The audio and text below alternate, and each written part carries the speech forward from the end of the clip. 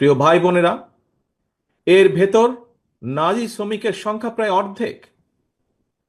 শ্রমজীবী, কর্মজীবী এইসব মানুষেরাই আমাদের এই প্রিয় বাংলাদেশের উন্নয়ন এবং অর্থনীতির প্রাণ।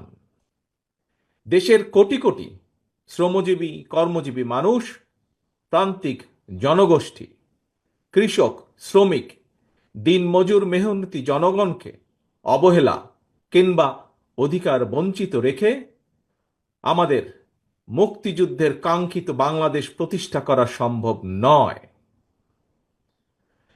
শ্রমজীবী, কর্মজীবী প্রিয় ভাই ও বোনেরা, আপনারা যারা আজকের এই সমাবেশে হাজির হয়েছেন, অবশ্যই আপনাদের একটি লক্ষ্য বা উদ্দেশ্য রয়েছে, একটি প্রত্যাশা রয়েছে।